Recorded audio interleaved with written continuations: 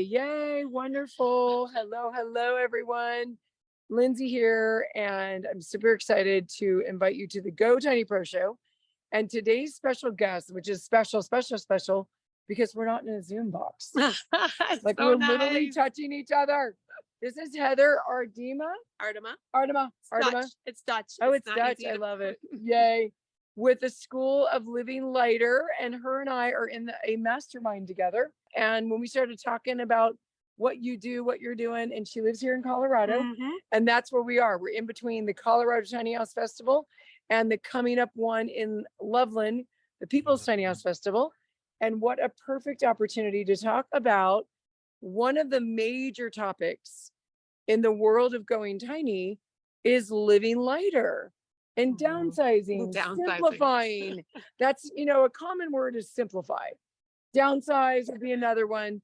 And Heather's got quite a story, and part of her coughing, breathing, all those things are a part of it. So Heather, share with us a little bit more about who you are and what you do in the world. Okay, well, thank you so much. And hello. So welcome to my backyard here in Colorado. My name is Heather. I'm the founder of School of Living Lighter.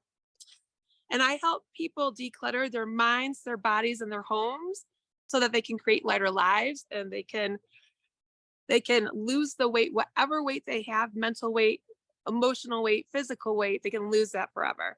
I'm going to do one thing really quick because I think you're sharing your screen, and I realize our video, it'll be fine, but I'm just going to wonder if I can do that. Oh, do you want me to go stop? Here we go. I know. Here is it? Oh, yeah.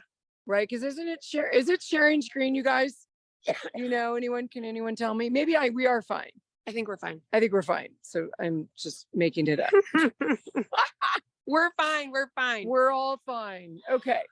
Sorry for interrupting. No problem. But anyway, we're in my backyard, and we wanted to show you what's behind us. This is tiny home tree house. It's a tiny home tree house. It's called our pandemic project. My husband built this for my two kids. They're 11 and 13, so they were younger. Yep. It's 2-story. And they sleep out here sometimes. All the neighborhood kids come over. Yep. And what's so interesting is kids are drawn to small places. Oh, yes. They want the small places. They want to feel like they're the master of that space. They don't like large spaces generally. No. That's why they all love the lofts. When kids go into tiny homes events and, the festivals, when kids come into the tiny homes, they all seek the loft. Exactly. And I'm sure that there's so much research to support this. But I remember my nephew, when he was a toddler, my sister put him in like a king size bed. Oh.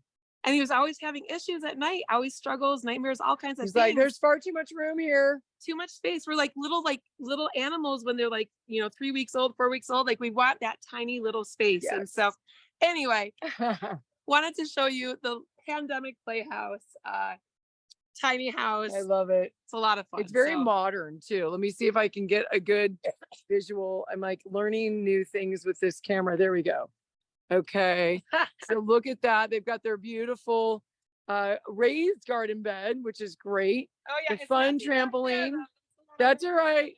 And then look at all of that. I love the little wood blocks design. Where's the door? Here, let me show you. Okay. Here she goes. For fun. Oh, and you have a deck. Oh yes, we got a little deck.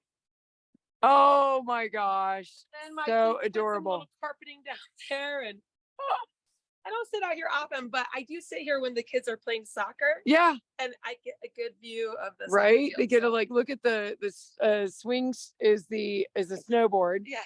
And then there's the soccer net, so it doesn't go into the other neighbor's yard, and then yummy strawberries. We had tons of chickens, but we also had massacres, and so oh gosh, that happens right now. No, I see, but the chicken area is very nice, very decked out.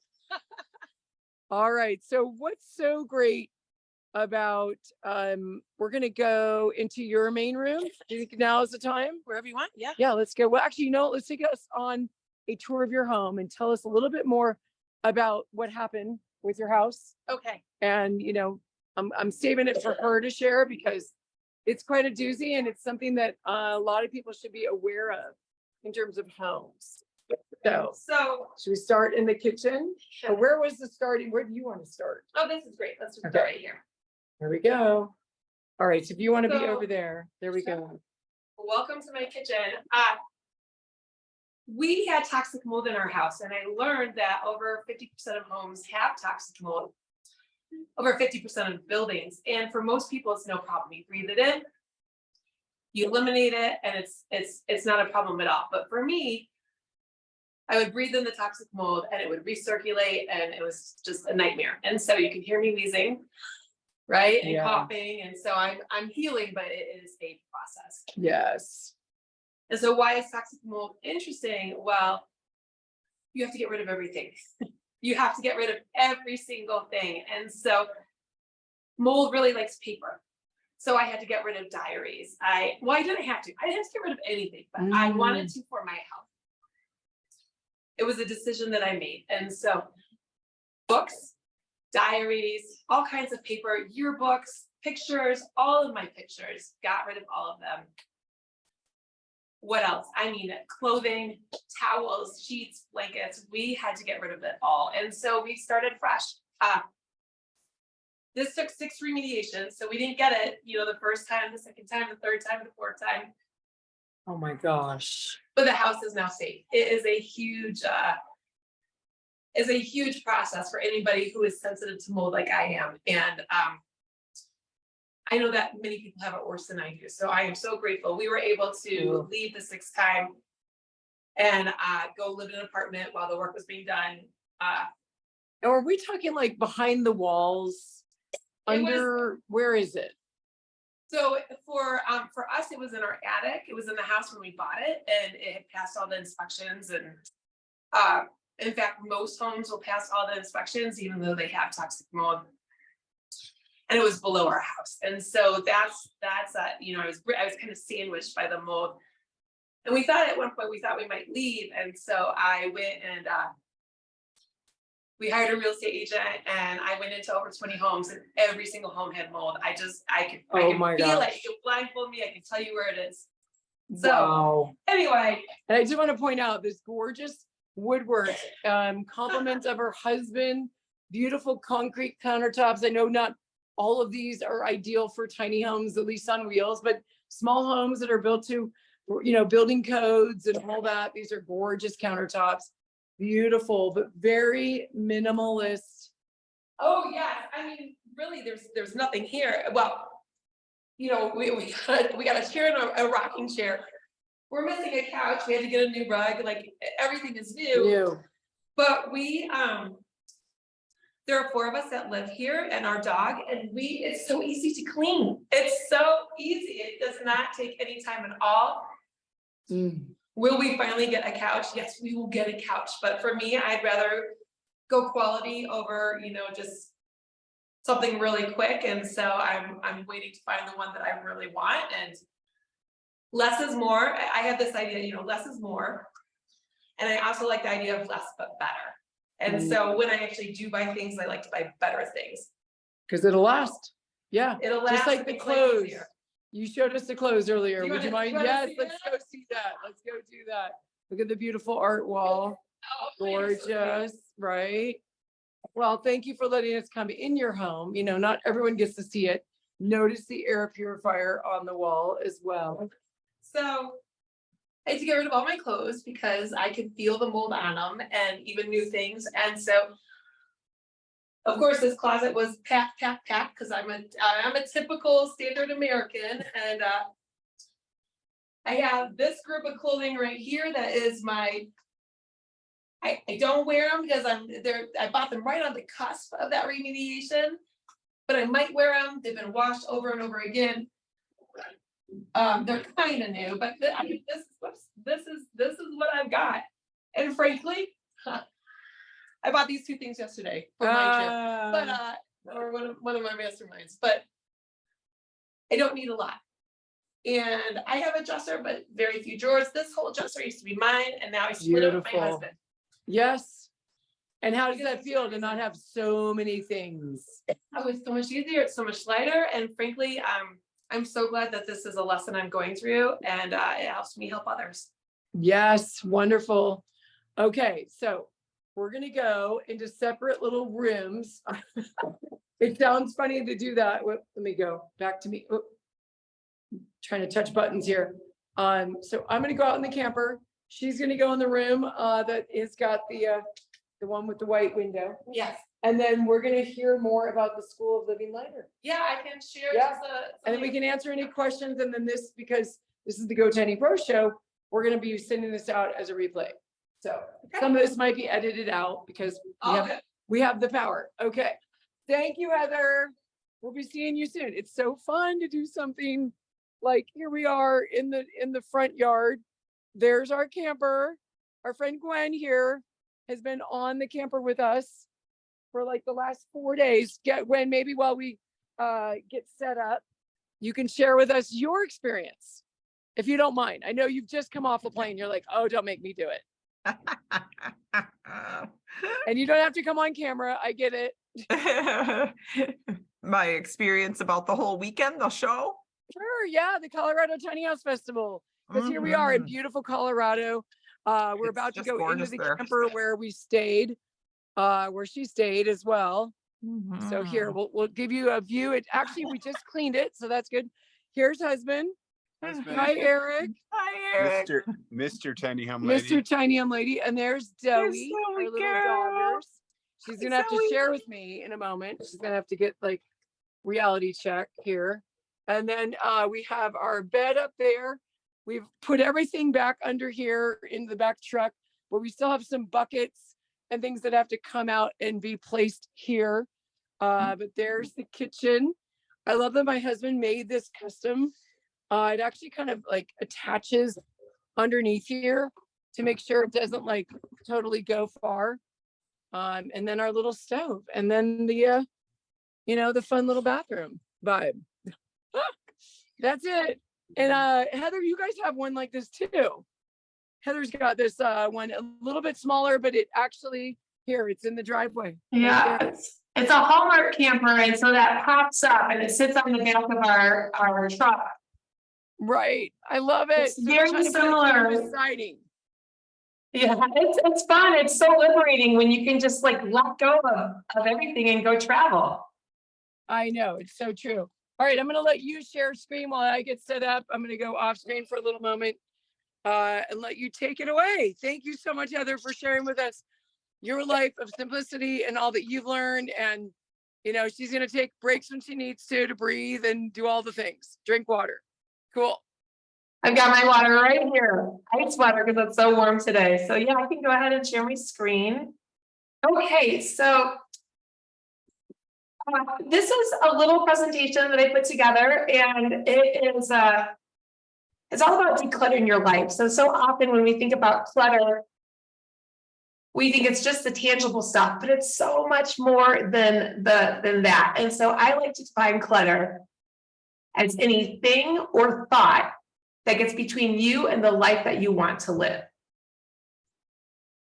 And as a way of introducing myself just a little bit more, I was born thinking that more was more. I always wanted more. I wanted more food. I wanted more parties. I always wanted to be invited to things. I always wanted to buy things. And that is how I lived my life for a number of decades, thinking that more would always bring happiness. And then I came across the minimalism movement. And it just really rocked my world in a really good way. And so this is from Joshua Becker, who is heads up a group called Becoming Minimalist. And what he says is this: so much of what we desire our lives to look like can be found on the other side of owning less. Less debt, more living, less cleaning, more time, less clutter, more purpose, less busy, more calm, less house, more home, less mess, more peace, and less stuff, more freedom. And I saw this and I made one of the biggest pivots of my life. So I went from that idea of more is more, and I really started to embrace the idea that less is more. And then I came across this idea in a book called Essentialism by Greg McKeown. And it was all about less but better. And that really resonated with me. And so I'm not against buying things. I'm not against capitalism at all. I just want to be really intentional when I do choose to purchase. And so I like to buy fewer things, but I like to make sure those things are better. They're going to last longer. So many different reasons. Not only is the quality going to be better, but it's actually better for the planet as well. When it comes to a lot of things like fast fashion or fast furniture, these things are not good for our planet. And so I want to share, because I embraced this different perspective, my life is so much lighter today. And thank goodness, thank goodness. And so as we already mentioned and shared, I've been on this toxic mold journey. And 2 years ago, I learned that if I didn't let go of close to almost all of my possessions, I would stay sick due to toxic mold. And you might be thinking, oh my gosh, 2 years ago, and you're still coughing, you still sound like this, but it is a journey, and sometimes it takes a decade to get better, which is crazy. And I'm deciding I'm going to get better faster than that. But if I kept all my things, I would have stayed sick forever. And so that's the point I want to make. And because I had already decluttered my home already, I was so much more easily able to let go of my favorite things. And so I mentioned briefly, I had to get rid of my pictures, my diaries, my wedding dress, my kids' artwork. We have only the pictures that you saw. We only have 8 pictures really of all of the artwork that my kids have done. And that's okay with me. It makes my life light that way. And so decluttering for me is how I can be my own guarantee for health and well-being. Because I know when I declutter, when I let go of things, when I embrace this more simpler life, everything just gets lighter. And so in the past, when I've shared this presentation, it's usually for people who are having trouble letting go of things. Maybe they have a lot of sentimental items that they feel guilty about letting go of, or they spent a lot of money on things and never used them and feel guilt because of that. And so most people, though, deep down inside, don't want their life to be defined by distraction, which is what this clutter is.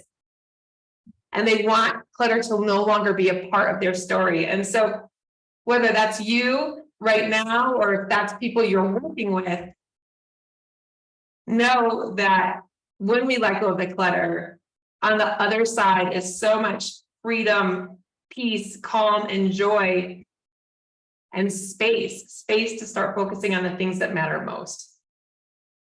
Like traveling the country, traveling wherever you want to, because you don't have to stay home because of all your clutter. So let's talk about clutter.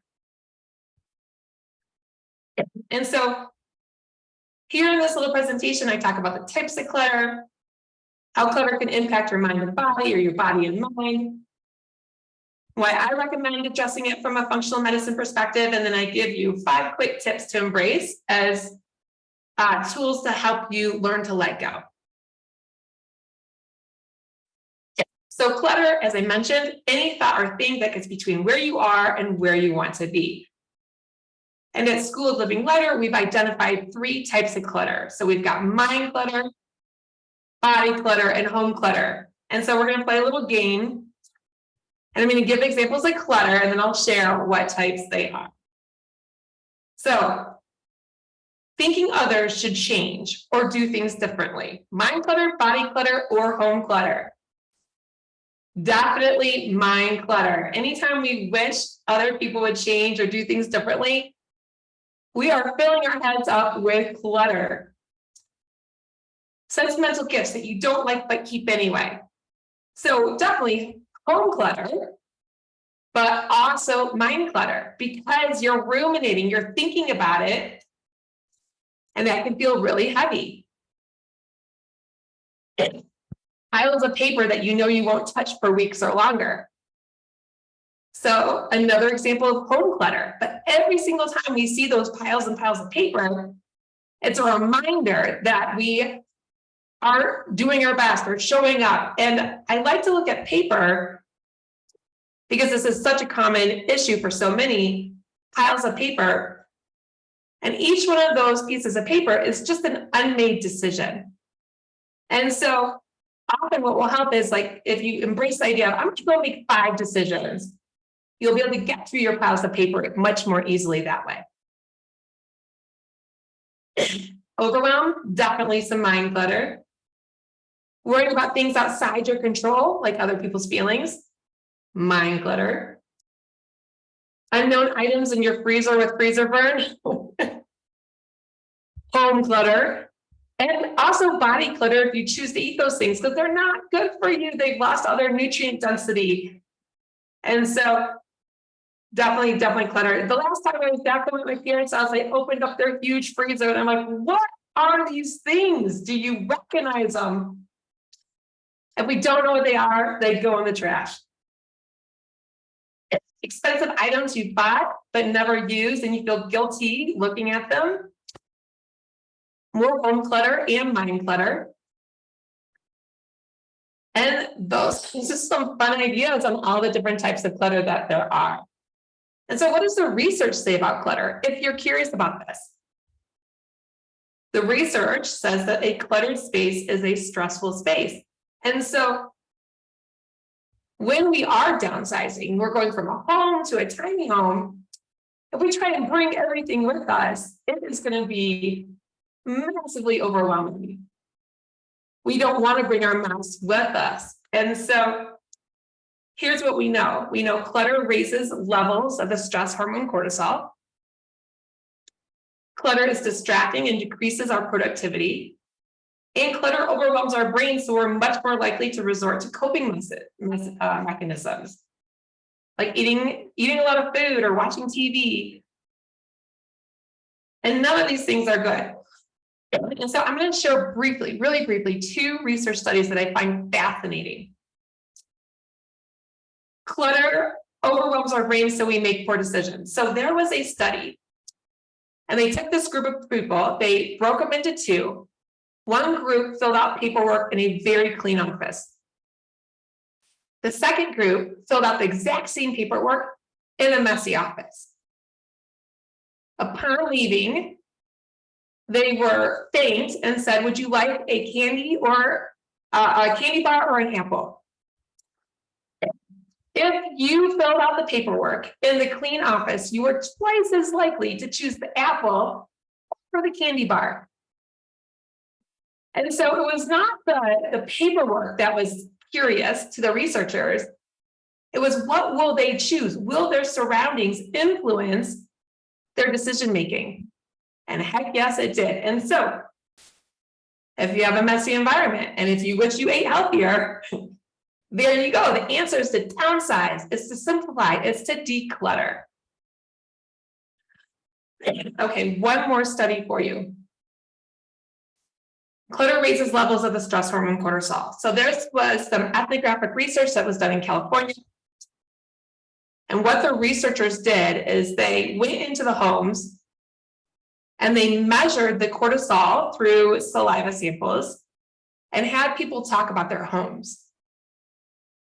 And women, mostly women, well, what was interesting here is it was perceived clutter. And so women who perceived clutter not only had the cortisol spikes when they were talking about their perceived clutter, but they would use descriptors such as my house is messy, my house is overwhelming, we have a lot of unfinished projects, and you would see massive cortisol spikes at the time they were talking about their home, the state of their home. Women who talked about their home in a way, I love my home, it's so peaceful and calming. Did they have the massive cortisol spikes? No, they did not. So their cortisol just stayed flat. And so again, that cortisol is our stress hormone. And so what's really important to understand here is that it is perception. So yes, more women than men perceive clutter, but those men who did perceive their space as full of clutter did have the same cortisol spikes. Now there was just fewer men than women. And so there's probably some interesting societal thoughts there that we could have. All right, so here's the deal. We will create mind clutter about home clutter. So if we have home clutter, maybe we're like, oh, I'm so embarrassed, this feels so heavy. And for many, that will then lead to body clutter. My house is a mess. Let me go eat something to feel better, which then leads to more mind clutter. I gained weight. Oh no. And that will then lead to more home clutter, and so on and so on and so on. And so all the clutter is connected. And so if you're wondering, why do we have so much in the first place? Well, we've been conditioned since birth to believe that we should be happy. And guess what? Commercials tell us that material possessions lead to happiness. And if it's on TV, then it's right? 96% of adults and 95% of teens admit they participate in some form of retail therapy. It's totally acceptable. Oh, are you sad? Let's go buy something new. Oh, are you excited? Let's go buy something new and celebrate. We use it. We use it all the time. And also it physically feels good to buy. We get a little dopamine hit each time we hit the buy now button. And again, I'm not against buying things. I'm not against buying things at all. As long as we're doing it intentionally. If we're doing it on autopilot, if we're doing it because we want to buffer from uncomfortable feelings, that's when I think that there's a lot of opportunity and possibility. So for me, Amazon is going up and down all day long. And I want you all to know that it's not your fault. It's not my fault. It's business. And there is a reason why Amazon is so busy. There is a business strategy called planned obsolescence. And so what that means is that every few years or less, maybe we need, here we go, we want a new phone. Well, if we go and get a new phone, guess what? We need to get a new charger. We need to get new earbud. We need to get all the new things to work with the new phone. And so they do that on purpose. I remember the first time I got like my second new phone, I was like, what? I have to buy a new charger? That's ridiculous. It's business. And the phone is a good example for the other one as well. So perceived obsolescence. So I'm going to show you my phone, and can you tell me what is wrong with it? Huh? Exactly. You got it. You got it. You're right. It's the 2 cameras. It does not have 3 cameras. Oh no, I'm not cool. Oh my gosh, if I want to be cool, I better go back to the Verizon store or the Sprint store or whatever it is and get that phone with 3 cameras, because that's what cool is right now. And those companies are banking on us feeling FOMO, fear of missing out. And if we feel that FOMO, oh my gosh, we'll go buy everything. And so I would say, let go of that FOMO and embrace something called JOMO, which is the joy of missing out. And so for me, the joy of missing out is, oh, my phone is all paid off. I don't need to have another payment, or, you know, I get to do it on my terms when I want to do it versus being nudged and pressured by society. And so this perceived obsolescence, this planned obsolescence, all this buying, Amazon going back and forth, all of this is resulting in an equation that's out of balance because we have so much coming into our homes and so little going out. Okay, so why would we want to address clutter from a functional medicine perspective?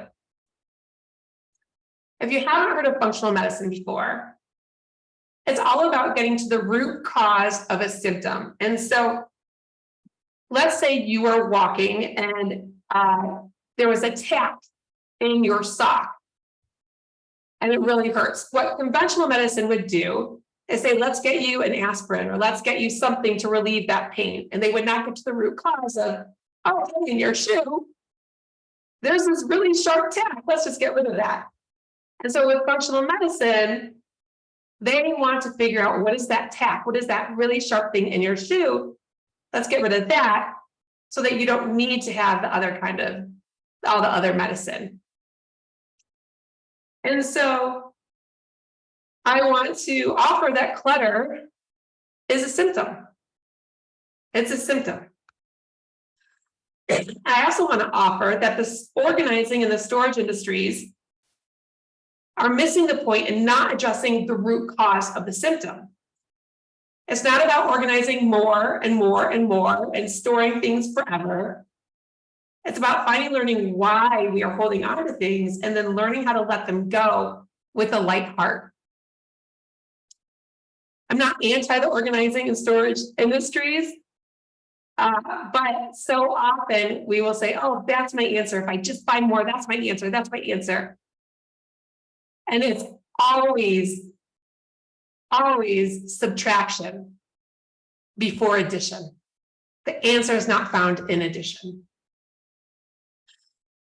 Less means more peace, more space, and more of the things that matter most to you. Now, we haven't been taught how to lean into the discomfort of change, and decluttering can be very uncomfortable. And so therefore, we distract ourselves and come up with excuses.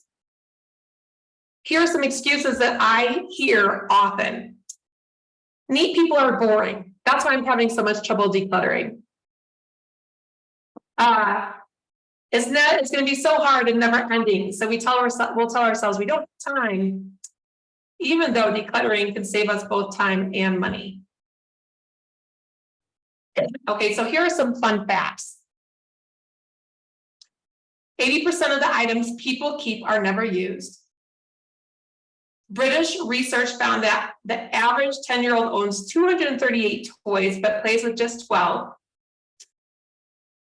23% of adults admit to paying bills late because they lose them. Getting rid of clutter eliminates 40% of housework in the average home. People will spend 1 year of their lives searching for misplaced items. Can you imagine 1 year of your life is going towards looking for things? We have a ton of storage facilities here in the United States. And again, I offer, maybe that's not the solution. Maybe the solution is to start to let go and simplify your life so that you can do the things that matter most to you. All right, so I've got a few tips to embrace as you create that clutter-free home, or you let go of those items so that you can have a tiny house and not overload it and not stress yourself out because there's so much there. Okay. And before I give you those 5 quick tips, often people ask me, okay, so when addressing the physical clutter, how should I do it? Should I spend a weekend and just do a couple big bursts? Or should I go slow and steady?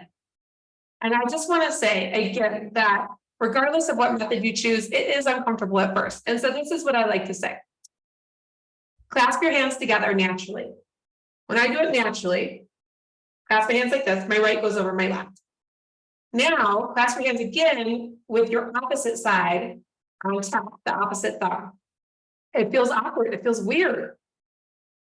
And that is how decluttering feels until it becomes fun.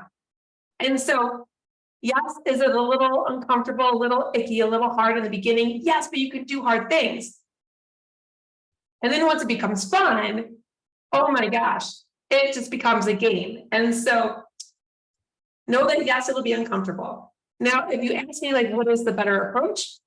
The fast approach or the slow approach? It all depends. So just like our bodies are chemically unique, just like our personalities are all unique, the style of cluttering needs to work for you, or the style of decluttering. If you take the fast approach, it can feel overwhelming and leave you with a bigger mess than you started with. But once you're out of the woods, you might feel invigorated that it's done. The slow approach often gets waylaid and buried under new clutter. However, it can be enjoyable and it can give you time to discover what you really want to keep. For me, I did the fast approach. That's what was right for me. This last time when we had to get rid of almost everything, and I decluttered before, but when we had to get rid of almost everything, we did it over 4 days on a weekend. And there were times where it was uncomfortable and times when my kids were uncomfortable. They were doing it too. They got rid of all their art. They did all that themselves. But I was really impressed. Anytime my kids got a little overwhelmed, they went out into that playhouse in the back and they self-regulated for about 30 minutes. And then they came back into the house and kept on going. And so I think we can all learn something from them. When you're doing something that's hard, and if you feel that overwhelm, pause, slow down, self-regulate. That nervous system needs to, give that nervous system a little bit of love, and then keep going. All right, so many paths to take, all leading to a very peaceful destination. So whatever feels lighter to you is the best way. You'll come out on the other side happier and ready to push ahead with what matters most to you in life. One caveat here though. None of these approaches are sustainable unless you adjust your mind clutter. So if you don't get to the root of why you hold on to all those things, the clutter will never go away completely. The process will feel like you're taking one step forward and then 2 steps backward. And so if you adjust the mind clutter, work through that, then it becomes easy.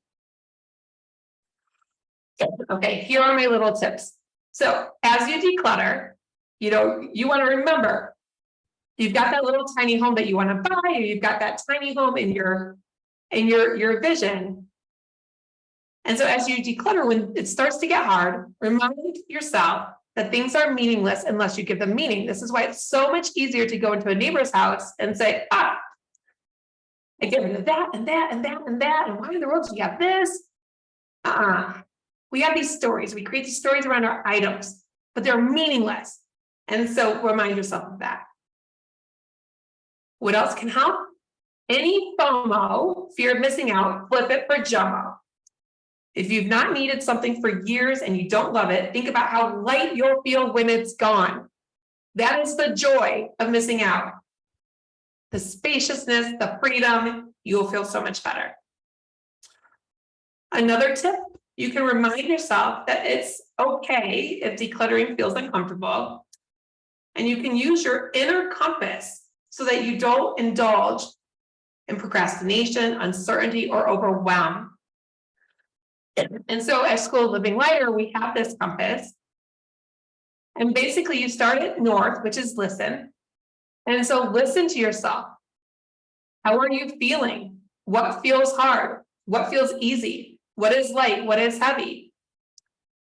And then you let go. So let go of the thoughts that are getting in the way of where you are and where you want to be. Let go of the items and the things that you don't want to bring forward with you.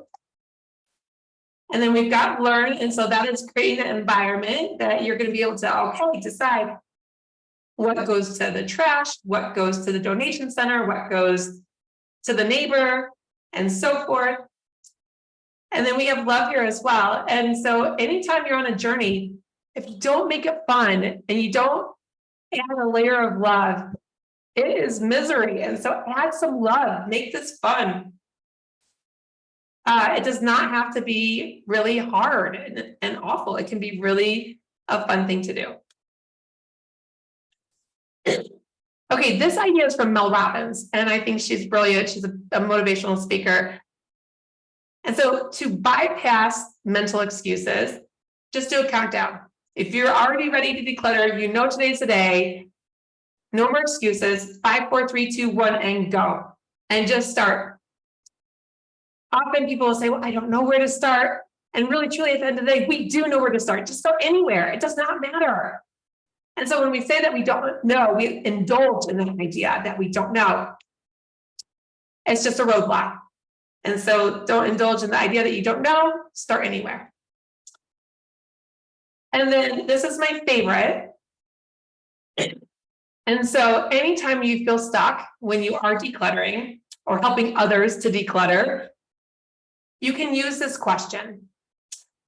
So does this feel light or heavy? If it's light, it's right, don't declutter it. But if it feels heavy, if there's any tiny bit of heaviness to it, you know that that is your answer to let it go. That's where the work is. And so if you're going through your clothes, I mean, the closets in the tiny home are much smaller than mine, probably. They're not big. And do you want a closet that is stocked and full and just no space to breathe? Or do you want just your favorite things there and a little space between the hangers and just that important room to breathe? And so if you're looking at your clothes and you're like, I don't know, that's your answer to let it go. Because there's a little heaviness right there. We all know the things that we like the most. So just take those. Get rid of everything else. Again, this idea of less. What does that mean? It means more peace, more space, and more time for the things that matter most to you. And there you have it. And so we have a decluttering course at School of Living Lighter. And because you are in Lindsay's community, if this is something you're interested in, we are very happy to give it to you at a massive discount.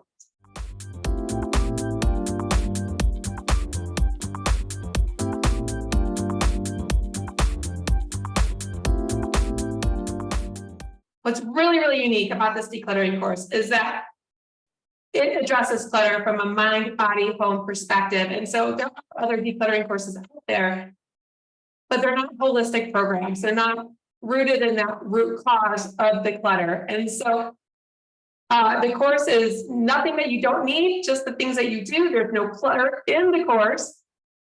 The videos are short, they're easy to consume, and geez, what a difference.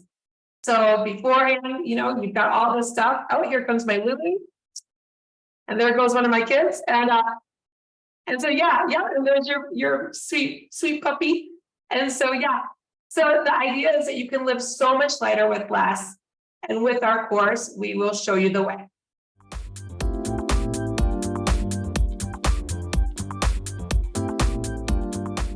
Oh my goodness. Thank you so much, Heather. That was wonderful to hear.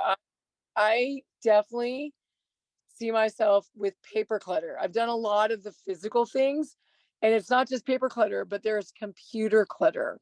Oh, yeah. Oh my gosh. You know what? Actually, I'm glad you brought that up, because in the course, there's bonus interviews. And I emailed an email decluttering expert. And so if you have a lot of emails, or if you have so many pictures on your phone, or if your desktop looks like just, oh my gosh, there's documents on top of documents on top of documents, that interview is part of this program. I agree. I had like the house figured out, but I had a lot of digital clutter myself. And so I knew we needed to address it too.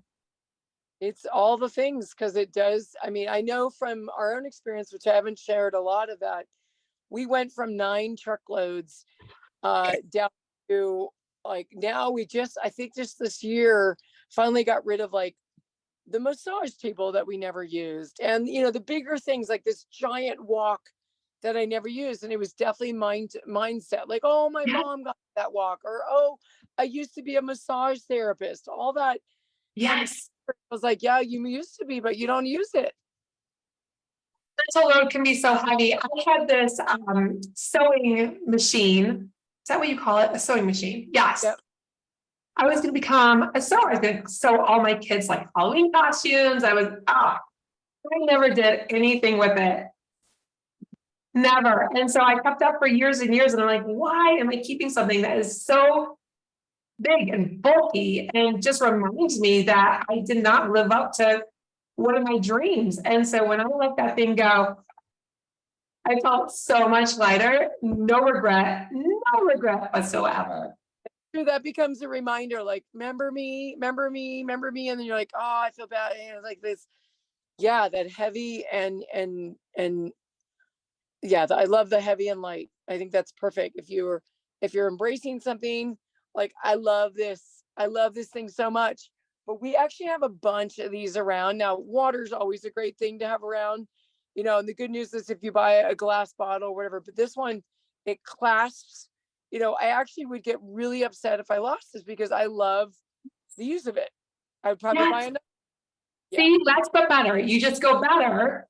And right, I have, this is what I like. I have a little hydro flask with a sticker that one of my friends made, one of her paintings.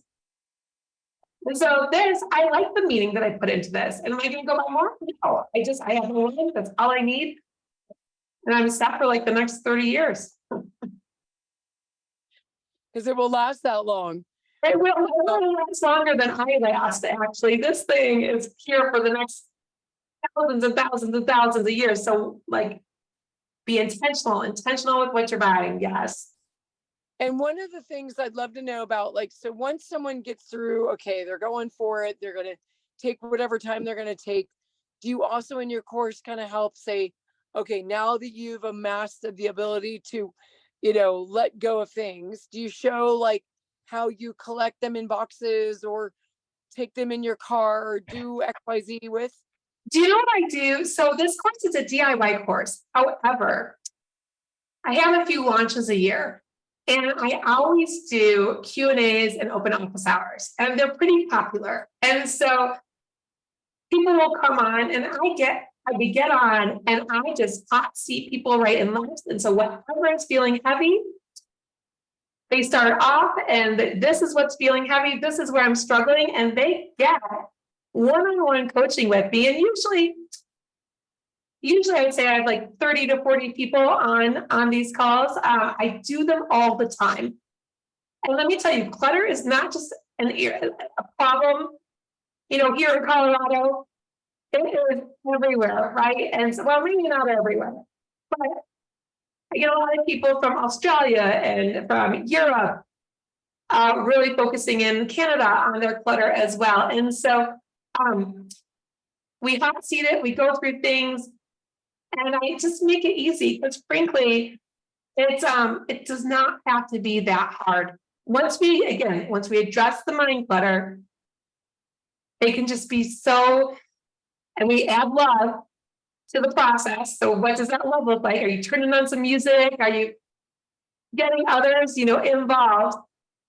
And it can be one of the most meaningful things that we do as an adult. So when I think about the most meaningful experiences I've had as somebody who's 48 years old, I will say, as an adult, I lived in South America when I was in my 20s. That was very meaningful. I became fluent in Spanish. I learned to cook. I did not know how to cook, but because of health issues, I decided that the kitchen was no longer just a room to like store food, cold food, that maybe I should learn to use the stove. And that was life transformative. And the third thing was that I embraced this idea of less but better. I decluttered. I got rid of so much. And it's have you heard of Swedish death cleaning? No. So this is there's a couple books now written about it, but it's the idea that we don't want our children to have to deal with our clutter after we're gone. And so in Sweden, they're very intentional about really deciding where everything goes and getting rid of it so that it's no longer anybody else's issue. And so here in the States, I've had a lot of clients who had to figure out what to do with every single item of their parents after the parents passed. And a lot of these parents were hoarders. And so it is traumatic. It is so hard. And so I think one of the biggest gifts we can give the next generation is taking responsibility and onus. I've already told my mom, I'm not doing it. I'm not doing it.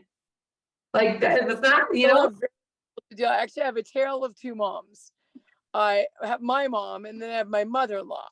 And my mom is absolutely, I've never heard of it's called Swedish death cleaning. Swedish death cleaning, yes. Yeah. So my mom is definitely that person. Like she has really always been very much the neat one. Whereas my husband's mom is the opposite. There's a few rooms where I did ask her a question. So, at the time when it happens, what do you want me to do with all your quilting materials? And sure enough, she has probably enough quilting materials to open a store. Yes, probably. I love her. I'm so happy and so grateful to have her as my mother-in-law. But I also realize like it's not my job to make her do that right now. Like, and so I do recognize that will be a project that will be left to the kids. Yeah. More and more people are ordering a big dumpster to put in the driveway of their parents' house and hiring somebody just to put everything in the dumpster. And it's just, if people can just take ownership for their things, I think it's better for them. It's better for everybody. It's better for the planet. And part of that is we can take ownership now, right? By getting curious about what it is that we're buying. Are we buying because we feel pressure, like that whole perceived obsolescence? And recognizing like, oh, maybe I'm just buying on autopilot.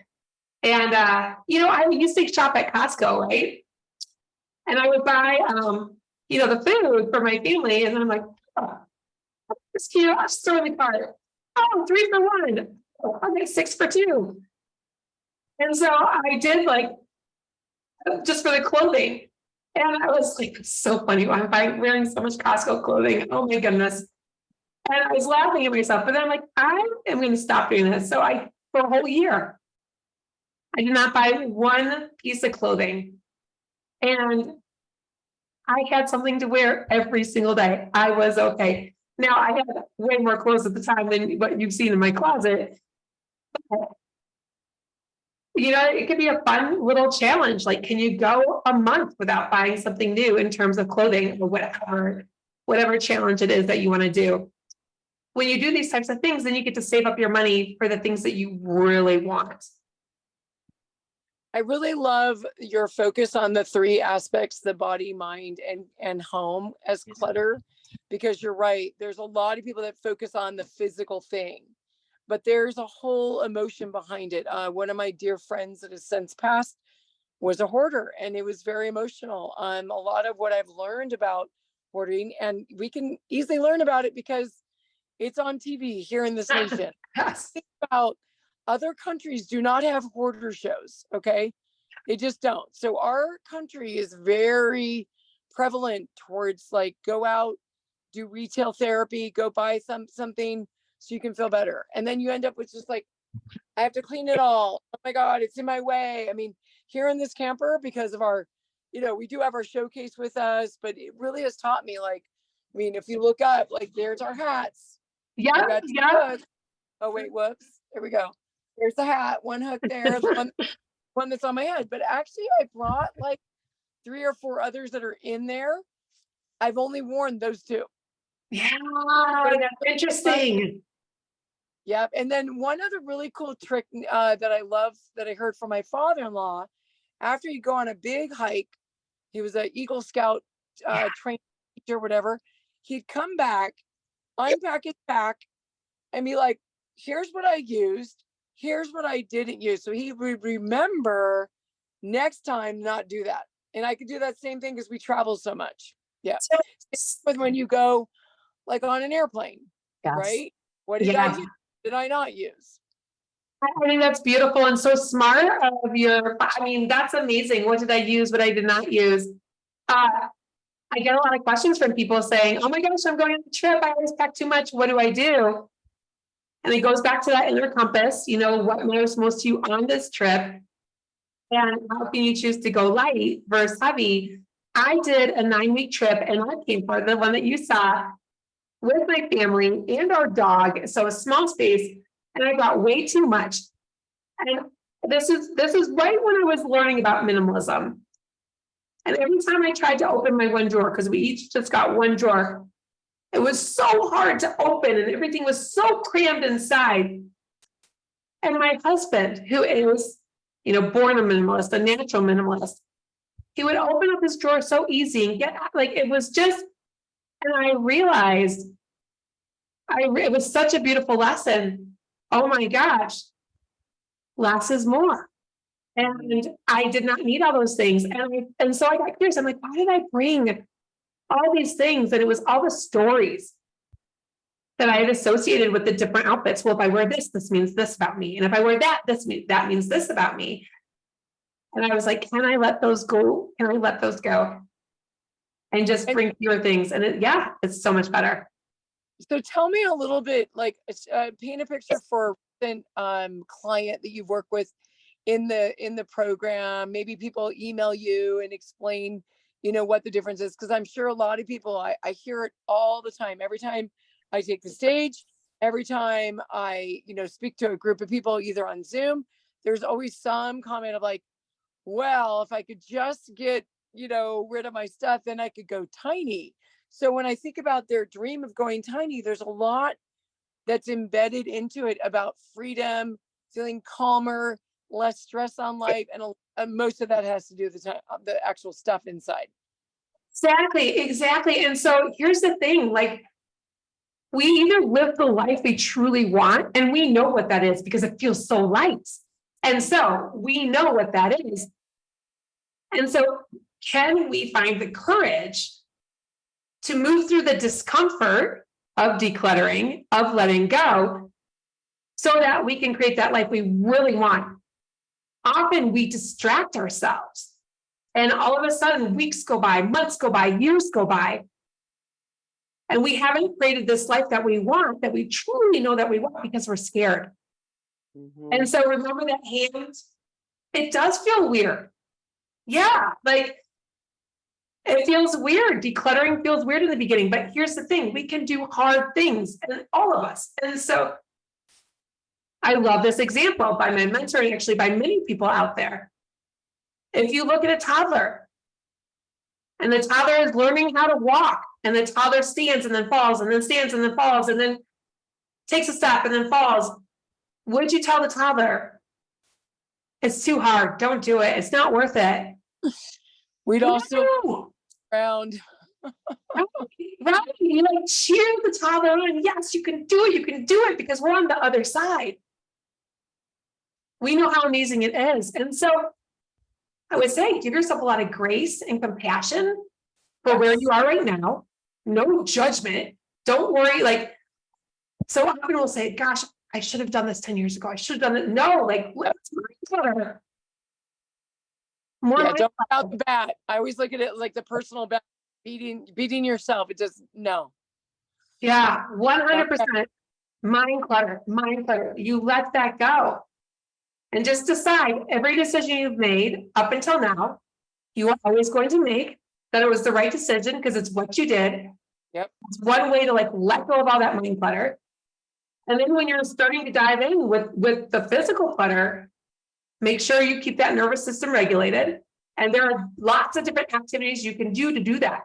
Singing, humming, tapping, moving the eyes back and forth, the eye movement, the EMDR. There's so many different ways.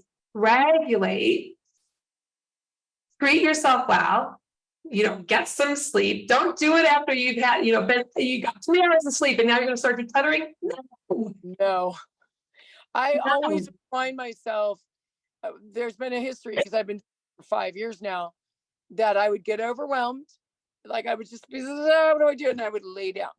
Yeah. And that's my way to regulate. I just lay down. I didn't know how long I was going to be there. Most likely it was probably no more than 5 or 10 minutes. And I would sit there. And then whether it was boxes or even packing for a trip, I can be overwhelmed. Even like we've been in and out of my parents' house. So we always have this like stuff and then clean and, all that. And I have learned that the less stuff I have, the less overwhelmed it is for me. So that's taken, over a number of years, but that laying down for me has helped me to just sort of like, I just breathe. And then sure enough, my husband like walk by, he's like, oh, she's just regulating. She's taking care of herself. He understands your language. He knows. Yes. For me, one of my favorite things is go sit in the backyard barefoot. And like that, 2 minutes. All the brain needs to change the state is 2 minutes. And so can we give ourselves that gift? Maybe you don't have time for a walk. Maybe you don't, want to go go get massage, although who doesn't want to get massage, right? But maybe you don't have time for that. Just give yourself 2 minutes to get hyper present. Maybe there's something beautiful that you can look at, some nature, whatever that is, but just give yourself that gift of regulation and then roll up the sleeves and dive on in. No more excuses. Yes, I love it. I love it, Heather. Well, I'm going to go sit at these really cool chairs. You know exactly where they are. If you want to come and join me, we I'm going to come join you. I'm going to come join you. Yay, wonderful. I'm in her front yard. Just gorgeous, beautiful day here in Colorado. You see me in my little, mini shirt. It's actually warmer in there because we don't have an air conditioner. And the fans are somewhat good. But it really is nice to, that's another thing for design of your tiny home, to think about the space. Oh, here comes Zoe. I love it. We're in person. It's so exciting. So how do people find you? So you can go to schooloflivinglighter.com and check out my website. Lots of essays and articles there and inspiration and so forth. And then I'm on social media, but not all the time, because you know what? It's kind of like clutter in my life. Although Yes. there are aspects that I love, but I'm really trying to decide, how much do I want of that in my life? So Right. School of Living Lighter on Facebook, Heather Aardema on Instagram. And that's AARDEMA. You got it. There we go. Yes, I remember. yes. All right, everyone. Thank you. Have a beautiful day. Live lighter. Go tiny. Yes, go tiny, live lighter. I love it. Yeah, I like that one. Go tiny, live lighter. Yeah. When I say go, you say tiny. Go tiny, go. When I say live, you say light. Live Yes, light, exactly. live light. I love it. I love it. All right. Bye, everyone, from beautiful Colorado.